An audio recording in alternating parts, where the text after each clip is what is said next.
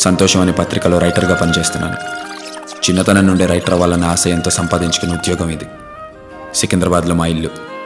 నాన్న పేరు దొర, రిటైర్డ్ హెడ్ కానిస్టేబుల్. రిటైర్ అయిన తర్వాత న్యూస్ చదవడం ఒక్కటే ఆయనకు టైంపాస్. అమ్మ పేరు జయ. మా అమ్మ నాన్నే ఈ లోకంలో బెస్ట్ కపుల్. నా తమ్ముడి పేరు మధుసూదన్. నోవా ఇంజనీరింగ్ కాలేజ్లో బీటెక్ ఫస్ట్ ఇయర్ చదువుతున్నాడు. పెద్దగా డబ్బు లేదు, అత్యాశ లేదు. మిడిల్ క్లాస్ ఫ్యామిలీయే కానీ హై క్లాస్ సంతోషం. కాఫీ. ఈ టీవీ ఒకటి ఎప్పుడు చూసినా న్యూస్ రీల్లాగా.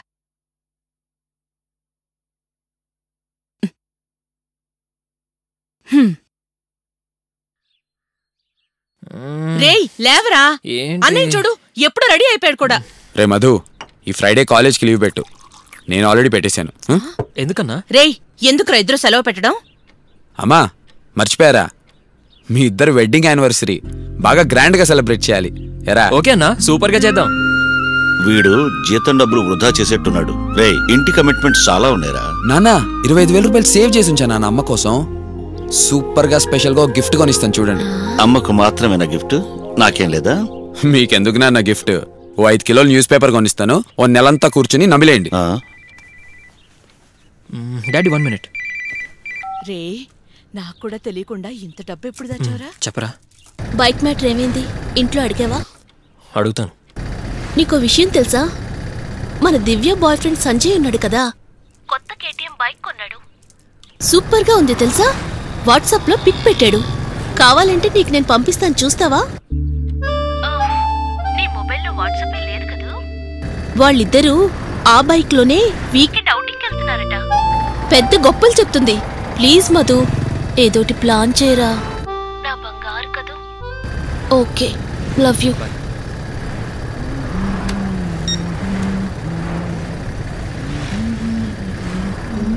ఏయ్ ఏంటి? డాడీ నాకు బైక్ కావాలి డాడీ. బైకా? నీకెందుకురా బైకు? అన్నయ్య నిన్ను ఉదయాన్నే కాలేజీలో డ్రాప్ చేస్తున్నాడు. సాయంకాలం మాత్రమేగా బస్సులో వస్తుంది. అయ్యో డాడీ, నన్ను కాలేజీలో అందరూ అదో రకంగా చూస్తున్నారు. ఫ్రెండ్స్ అందరూ కారులోనూ బైకులోనూ వస్తున్నారు.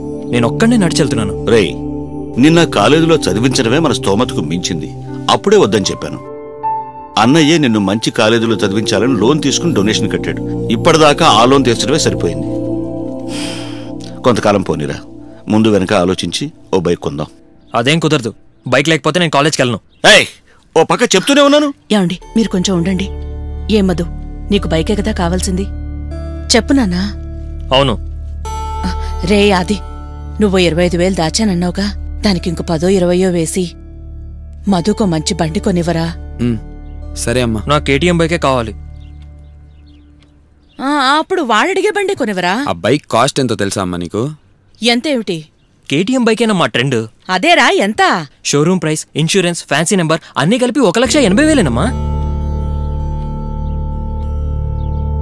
అన్నయ్య దగ్గర ఇప్పుడంత డబ్బు లేదురా. ప్రస్తుతానికి చిన్న బండితో సరిపెట్టుకో. ప్లీజ్ అమ్మా, డబ్బు కట్టేస్తే 2 రోజుల్లో ఇచ్చేస్తారమ్మా. ఏంటే వాడు పరిస్థితి తెలియకుండా మాట్లాడుతున్నాడు?